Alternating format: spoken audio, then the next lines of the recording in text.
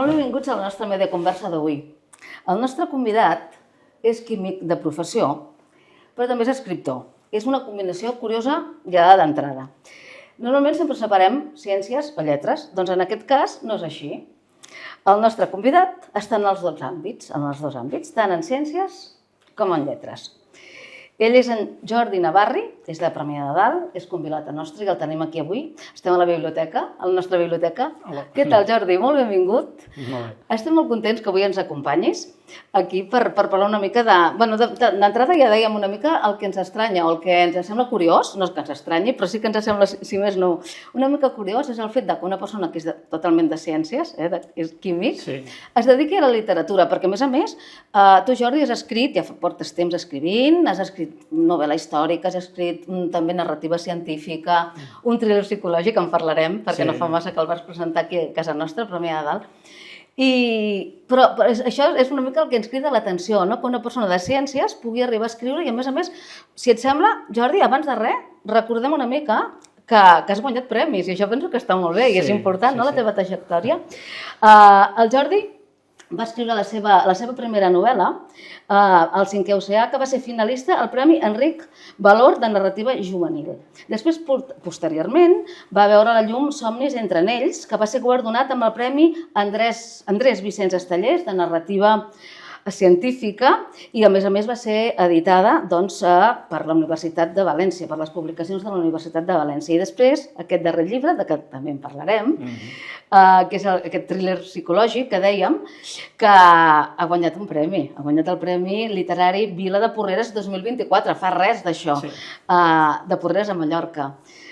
Jordi, dit això, portes temps escrivint, com combines una mica el tema aquest científic, literari? Com et vas començar a escriure? Per què? Amb quina intenció? És la teva passió, potser? És la meva passió. De fet, és una miqueta llarg. De fet, quan tenia 12 anys, 12, 13, 14, escrivia contes pels nens del col·le, de la classe, i segons em recorden, cada dilluns escrivia un conte i el llegia. I generava una certa expectació. Fins al punt que em van fer delegat de classe, tot i que soc tímid, em van fer delegat per això. Vull dir, amb els anys vaig acabar fent química, però mai vaig deixar d'escriure un diari personal o articles per revistes de muntanya.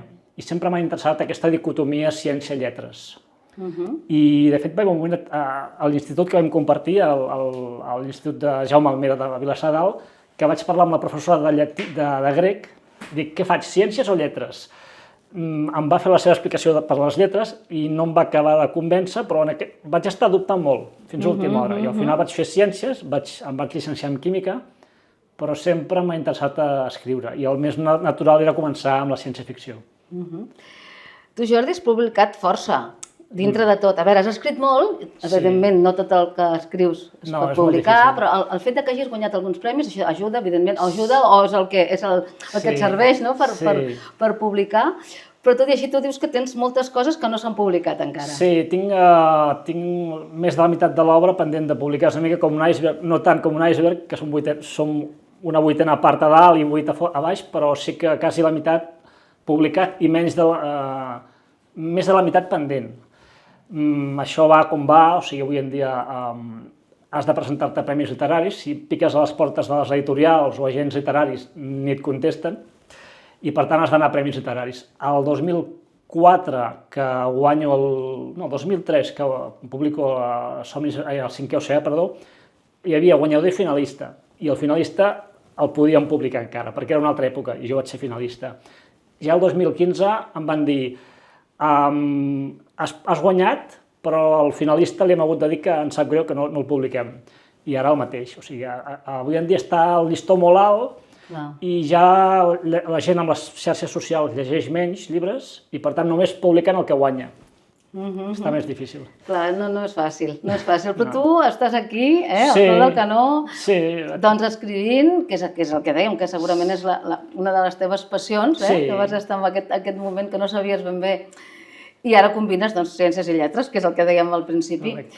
L'altre dia, Jordi, vam estar en un festival, que era la primera vegada que es feia, que és Premià del Mal, que està dedicat al gènere negre. Tu vas estar com a convidat, vas parlar de la teva darrera novel·la, aquesta que dèiem que ha guanyat el premi, que és Waddington, I bé, aquí això és un thriller psicològic. Aquí suposo, no sé si és el primer que escrius, perquè bueno, dèiem que has escrit una mica de tot. Sí, és el primer, però és el que et comentava, diguéssim que cada un dels meus llibres incorpora alguna mort, algun assassinat, no em preguntis per què.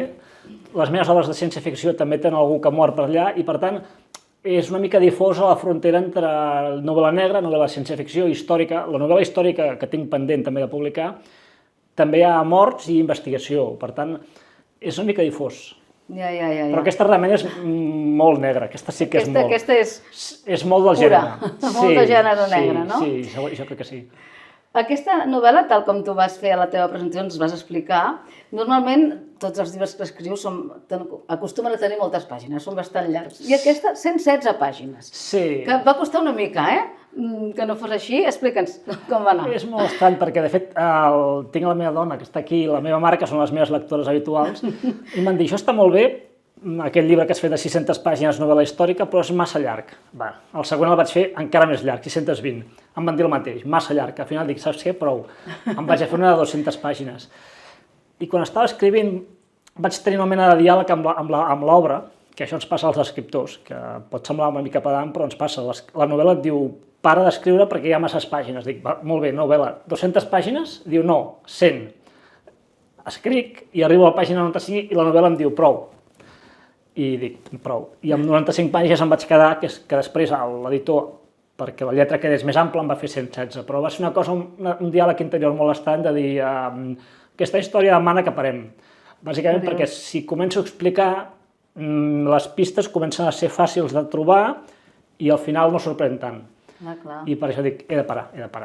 O sigui, que realment tens com un diàleg intern. Sí, és una mica estrany. Lògicament, soc jo qui ho fa tot, però sí que és veritat que la història d'alguna manera et porta. És una mica estrany, però altres autors ho han comentat i a mi m'està passant. La història et porta i et diu, no podem seguir, perquè és que ja començarem a explicar massa coses.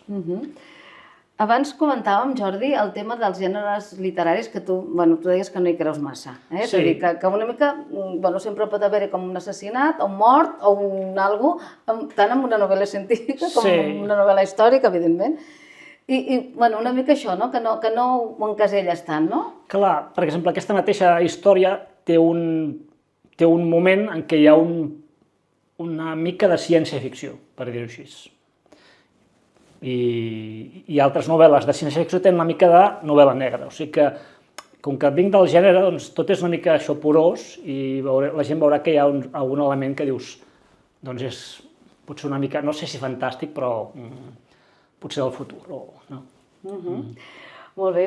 Alguna vegada tu, Jordi, t'has plantejat de dir, doncs mira, em dedico a escriure, ja sé que no és fàcil, però allò somiant, no?, una mica, perquè com que t'agrada molt escriure... Sí, o sigui, m'agradaria, diguéssim, ara mateix dir-los a l'empresa, trucar-los i dir, mira, demà no torno i dedico només a escriure, però de forma seriosa no m'ho he plantejat mai, perquè conec el gènere, conec la llengua catalana.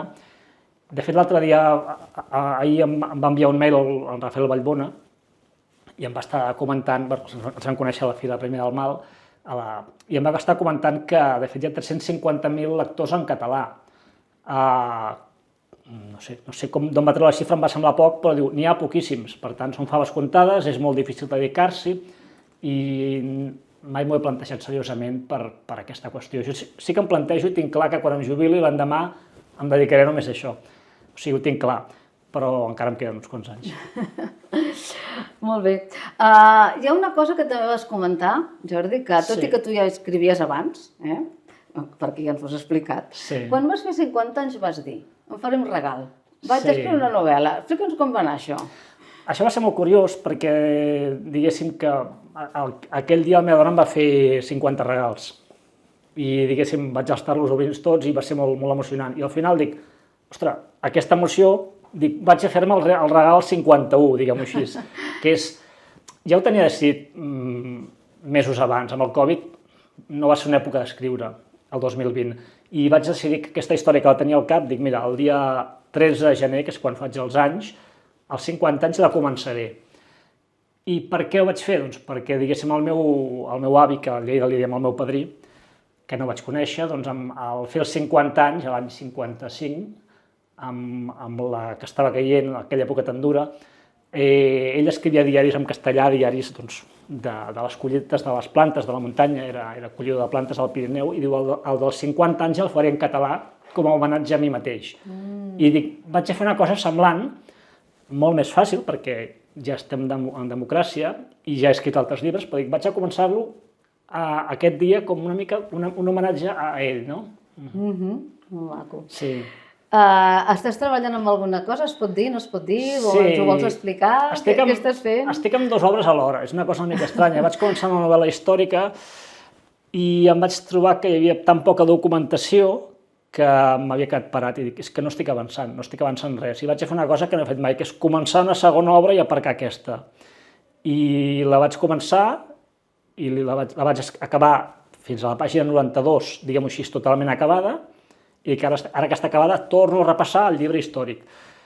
No he acabat d'arrencar i al cap de 8 mesos dic, mira, acabem aquesta que sí que m'està funcionant i d'aquestes 92 ja vaig per a 130, també hauré de parar, però jo crec que aquest any és probable que la doni per acabada i si em preguntes què és que no ho sé. És novel·la, entre novel·la negra i novel·la d'humor, és una cosa molt estranya. Bueno, és una mica el que deies, no? Com que no creus en els gèneres literaris... Vaig fent coses, però és...